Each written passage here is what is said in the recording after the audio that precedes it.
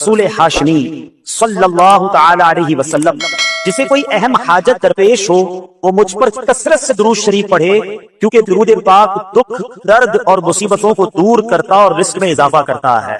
جب بھی کوئی مشکل آئے، پریشانی آئے، تکلیف آئے، ٹینشن آ جائے تو اس کا بار بار اظہار کرنے سے ٹینشن دور نہیں ہو جاتا۔ کوئی بھی مشکل آتی ہے بندہ سبھی کو بتاتا پھرے، بار بار ذکر کرتا رہے کہ یار بڑی مشکل میں ہوں، بڑی پریشانی میں ہوں۔ شاعر کہتے ہیں نا کہ دکھوں نے تم کو جو گھیرا ہو تو درود پڑھو، دکھوں نے تم کو جو گھیرا ہو تو درود پڑھو، جو حاضری کی تمنا ہو تو درود پڑھو۔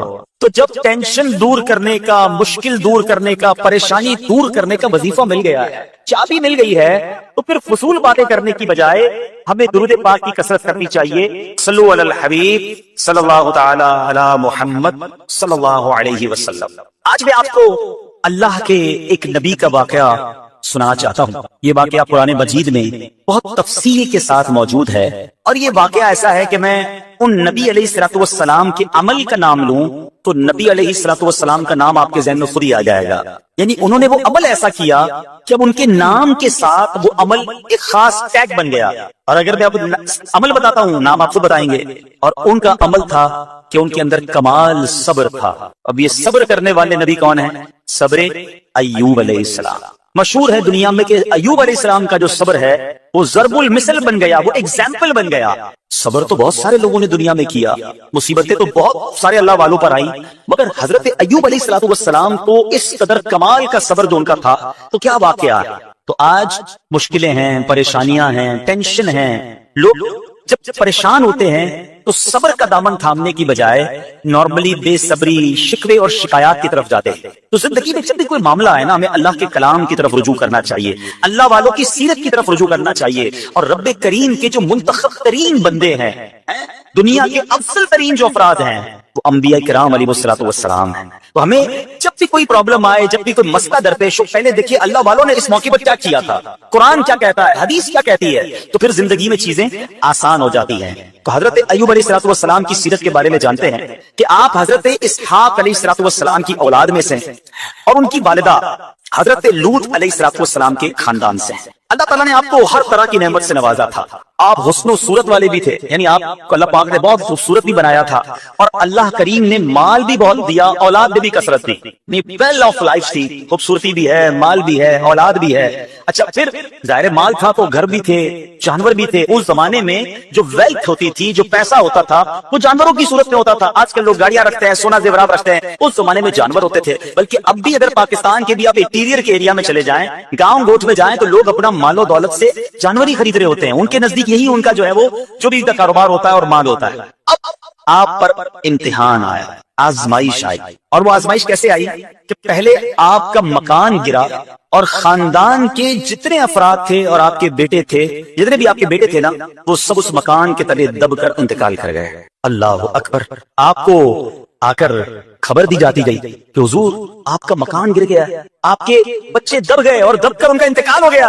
آپ فرماتے تھے میرا کیا ہے، جس کا تھا اس نے لے لیا، جب تک اس نے مجھے دے رکھا تھا وہ میرے پاس تھا، جب اس نے چاہا اس نے واپس لے لیا، اسی نے دیا تھا نا۔ تھوڑی دیر بعد خبر آئی کہ آپ کے جتنے جانور تھے، ہزارہا اونٹ تھے، بکریاں تھی، ریوڑ کے ریوڑ تھے، سارے جانور جو ہیں وہ مر گئے۔ کسی نے آ کر کہا کہ اب آپ کی جتنی دولت تھی، جتنے جانور تھے، وہ بھی مر گئے۔ سبحان اللہ۔ آپ اللہ کا شکر بجا لاتے، کہتے یا اللہ جو رب کا تھا اس نے واپس لے لیا، اسی کا تھا، جتنی دیر چاہا میرے پاس رہا، واپس لے لیا اس نے۔ میں اپنے رب کی رضا پر راضی، میں اس امتحان پر راضی ہوں۔ اللہ اکبر۔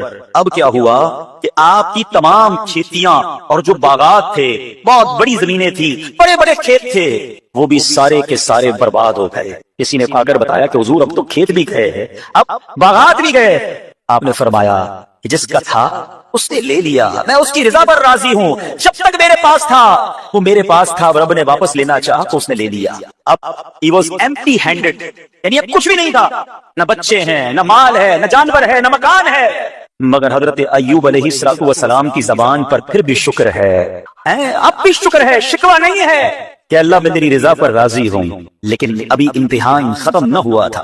اور اس امتحان کے پیچھے بعض مفسرین نے ایک اور قول بھی نقل کیا کہ شیطان نے حضرت ایوب علیہ السلام کو دیکھ کر اللہ کی بارگاہ میں کہا کہ مولا یہ تیرا بندہ اس لیے تیرا شکر گزار ہے کہ تو نے اسے بڑا نوازا ہے، بڑا مال دیا ہے، اولاد دی ہے، گھر دیا ہے۔ اب رب کریم نے حضرت ایوب پر امتحان بھیجا تاکہ پتا چلے کہ میرے نیک بندے امتحان کے بعد بھی صبر کرتے ہیں۔ لیکن اب سب چلا گیا تھا تو شیطان نے کہا کہ ابھی جان تو باقی ہے نا، صحت تو باقی ہے، اللہ اکبر، مزید آزمائش آئی اور یہ ہوا کہ آپ کو بیمار کر دیا گیا، مبارک جسم پر بڑے بڑے آبلے پڑ گئے، گھوڑے جس کو کہتے وہ پڑ گئے۔ اس حال میں آپ کے سارے دوست بھی آپ کو چھوڑ کے چلے گئے۔ آج کل ویسے بھی حال ایسا ہی ہے جناب، جب تک پیسہ ہے، شہرت ہے، آپ کے پاس کوئی مال ہے تو آس پاس بہت سارے لوگ ہوتے ہیں، مگر جب یہ سب چیزیں چلی جائیں نا تو بعض اوقات ایسی کنڈیشن میں اپنے اور پرائیوں کی جانچ بھی ہو جاتی ہے کہ اب کون کھڑا ہے۔ دوستی مال کے لیے تھی، دوستی شہرت کے لیے تھی، دوستی منصب کے لیے تھی، یا کسی کی ذات سے واقعی خالص دوستی تھی؟ اب کیا ہوا کہ سارے رشتہ دار، سارے دوست بھی دور چلے گئے، سوائے آپ کی فرما بردار زوجہ تھی جن کا نام تھا رحمت بن افرایم، اور یہ حضرت یوسف علیہ السلام کی پوتی بھی تھی، اللہ کے نبی کی آل سے تھی، وہ آپ کی خدمت کرتی رہی۔ اب جسم پر کوڑے ہیں، آبلے ہیں، ایک بیوی ہے، نہ پیسہ ہے، نہ مال ہے، نہ بچے ہیں، واٹ ایور جو تھا سب ختم، مگر زبان ہے کہ اس پر پھر بھی اللہ کا ذکر جاری ہے، پھر بھی شکر جاری ہے، پھر بھی صبر ہے۔ بات کرنا آسان ہے جناب، مشکل آئے اور صبر کرے بندہ، اصل امتحان یہ ہے۔ زباں پر شکوائے رنجو علم لایا نہیں کرتے، زباں پر شکوائے رنجو علم لایا نہیں کرتے، نبی کے نام لیوا غم سے گھبرایا نہیں کرتے۔ ہم میں سے کسی پر ایسی آزمائش نہیں آئی نا، چھوٹی موٹی آزمائشیں تو آتی رہیں گی۔ ایک بات یاد رکھنا، یہ زندگی کی جو گاڑی ہے نا یہ مسائل کے پہیوں پر ہی چلتی ہے۔ ہمیں بعض اوقات کسی کی گاڑی، کسی کا مکان، کسی کا خوبصورت چہرہ، کسی کی مسکراہٹ دیکھ کر لگتا ہے یار یہ تو دنیا کا سب سے سخی آدمی ہے، ایسا نہیں۔ تو یہ نہ سمجھے کہ سارا جہاں جناب سخی ہے اور میں اکیلا دکھی ہوں، ایسا نہیں ہوتا، بلکہ ہر اس جہاں میں تقریباً ہر بندہ ایسا ہوتا ہے جس کے ساتھ کوئی نہ کوئی دکھ لگا ہوا ہوتا ہے، کوئی نہ کوئی پریشانی ہے، کسی کو مال کی پریشانی، کسی کو روزگار کی پریشانی، کسی کو بیماری لگی ہے، کسی کو اور ٹینشن ہے۔ تو یہ کبھی بھی نہ سوچے کہ میں زندگی گزاروں گا اور کوئی ٹینشن نہیں آئے گی، تیار رہو امتحان کے لیے، امتحان ضرور آنا۔ اب کمال یہ ہے کہ اس امتحان میں پاس کون ہوتا ہے۔ حضرت ابراہیم پر امتحان آیا، زبان پر صبر ہے، شکر ہے، شکوہ نہیں ہے۔ اب کیا ہوا کہ آپ کا سال ہاں سال تک یہ محال رہا، یہ 2-4 مہینے کا پرابلم نہیں تھا، کئی سال تک آپ بیمار رہے۔ آپ کی زوجہ جو ہے وہ خدمت کرتی رہی۔ اچھا یہاں ایک غلط فہمی دور کر دوں کہ کچھ لوگ یہ کہتے ہیں، یہ کتابوں میں پتہ نہیں کچھ کتابوں میں لکھ دیا گیا کہ حضرت ایوب علیہ السلام کو معاذ اللہ کوڑ کی بیماری ہو گئی تھی۔ ایسا بالکل نہیں تھا، کوڑ کی بیماری نہیں ہوئی تھی، بلکہ نہ کوڑ ہوا نہ جزام ہوا، آپ کو جسم پر کوڑے پھنسیاں جن کو کہتے ہیں آبلے نکل آئے تھے، کیونکہ کوڑ کی بیماری وہ ہوتی ہے کہ جس سے لوگ نفرت یا حقارت کرتے ہیں۔ اللہ کے کسی بھی نبی کو کبھی بھی کوئی ایسی بیماری نہیں ہوئی جس کی وجہ سے لوگ اس سے حقارت یا نفرت کریں یا دور بھاگیں، کیونکہ اللہ نے ان نفوس قدسیہ کو، ان نیک بندوں کو، ان منتخب شخصیات کو لوگوں کی ہدایت کے لیے بھیجا ہے۔ تو کبھی کوئی ایسی چیز نہیں ہوئی کہ جس سے لوگ گھن کھا کر دور بھاگیں، تو یہ بالکل غلط ہے۔ البتہ آپ کے جسم پر آبلے تھے، کوڑے تھی، اور اللہ اکبر آپ اس حال میں کیا رب سے عرض کرتے تھے؟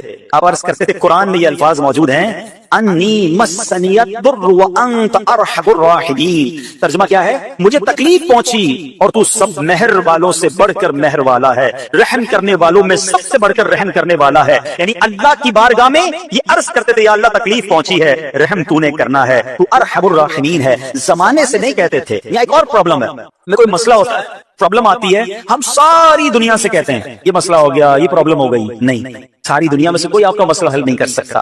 اس سے بات کرو نا جو مسائل کو حل کرنے والا ہے، اس سے عرض کرو نا جو مصیبت کو دور کرنے والا ہے۔ ادھر ادھر جانے کی بجائے پرابلم یہ ہے، جب بھی مشکل آتی ہے ہم سب کے پاس جاتے ہیں، ہم رب کے پاس نہیں جاتے۔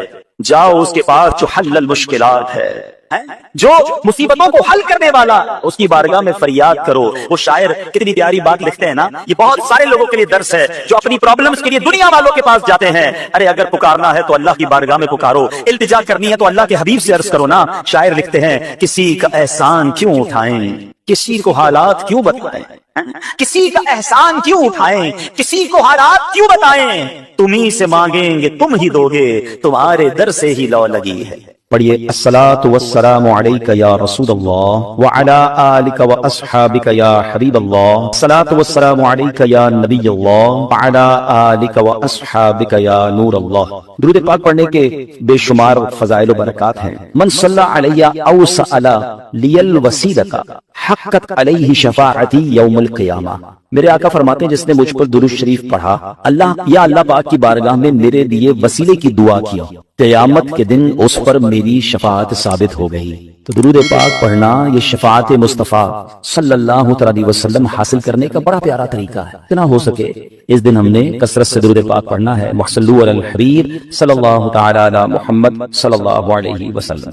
This is the very crucial night، بہت زیادہ نازک رات ہے۔ اس رات کتنی مغفرت ہوگی، کتنے لوگ بخشے جائیں گے۔ پیارے آقا فرماتے ہیں جبریل امین میرے پاس آئے اور آ کر عرض کی کہ حضور آج 15 شعبان کی رات ہے، اللہ تعالیٰ اتنے لوگوں کو جہنم سے آزاد فرمائے گا جتنے قبیلہ بنی کک کی بکریوں کے بالوں کی تعداد ہے۔ What is the meaning of that؟ میں اور آپ تو اپنے سر کے بال کاؤنٹ نہیں کر سکتے، ایک گوٹ کے ہم ایک بکری کے بال کاؤنٹ نہیں کر سکتے۔ قبیلہ بنی کک تو سب سے زیادہ بکریاں پالا کرتا تھا۔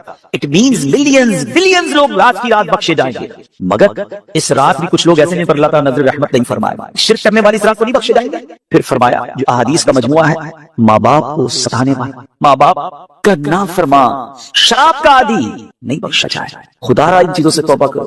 پتہ ہے شب برات کو شب برات کی کہتے ہیں، یہ بری ہونے کی رات ہے، یہ مغفرت کی رات ہے۔